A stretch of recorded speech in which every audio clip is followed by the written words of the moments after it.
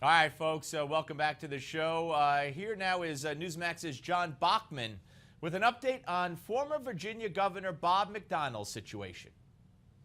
The public corruption trial of former Virginia Governor Bob McDonnell continues to birth juicy personal and political details about the Commonwealth's one-time first family. And now there's a tie to mega director Steven Spielberg and, in a way, our 16th president Abraham Lincoln. You might remember the wealthy businessman and tobacco titan. At the center of this scandal is a guy named Jimmy Williams. He's the CEO of Star Scientific.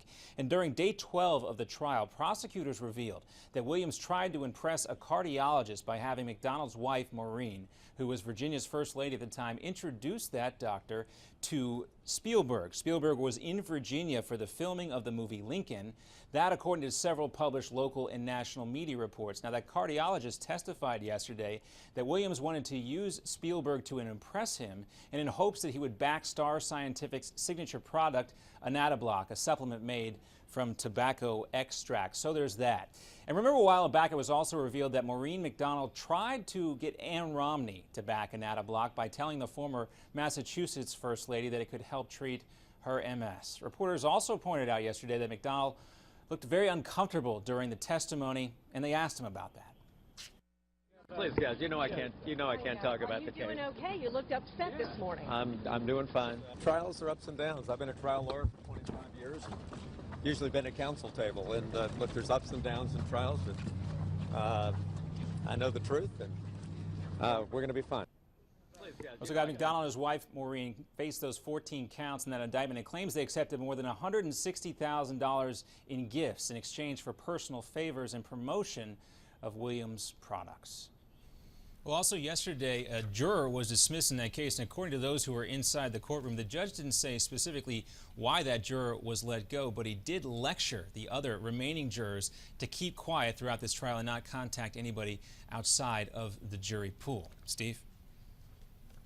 All right, thank you for that, John. But John, let me ask you, this meeting between Spielberg and the doctor, how is it supposed to go down?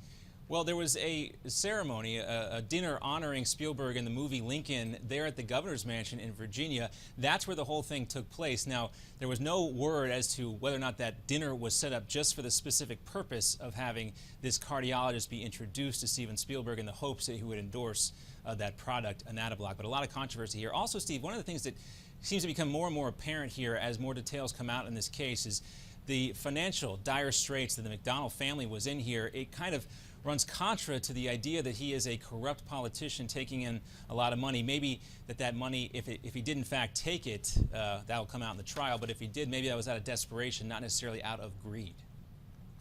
Yeah, no, that's going to be interesting. Also, one more. How did the governor convince him to step away from his set for this encounter? Well, that we'll have to wait for Steven Spielberg. But again, it all goes back. You tell Hollywood director they're going to have a dinner in his honor at the governor's mansion. Of course, for folks in Virginia at the time, filming Lincoln there was a big deal. In fact, I went up there right around the time that they were filming, and I was interviewing Newt Gingrich there in Richmond, Virginia.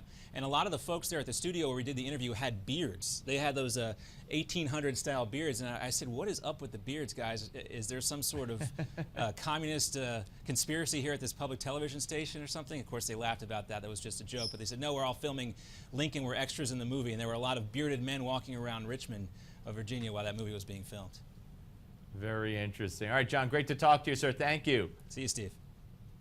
John Bachman, ladies and gentlemen. Very, very interesting sidebar to the trial, and we'll keep you up to date on that, certainly. Also, breaking news, the ceasefire between Hamas and Israel over, and officially rockets have flown into Israel from the Gaza Strip, so Hamas couldn't wait, apparently, to fire rockets into Israel once the ceasefire came to an end. All right, we'll be back with former rule of law coordinator for Iraq, David Tafuri.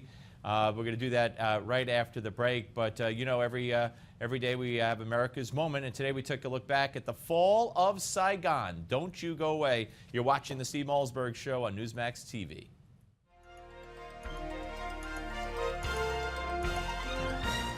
When Saigon, the capital of South Vietnam, fell on the 30th of April, 1975, America's long conflict there may have ended, but it took decades for the nation to heal its wounds.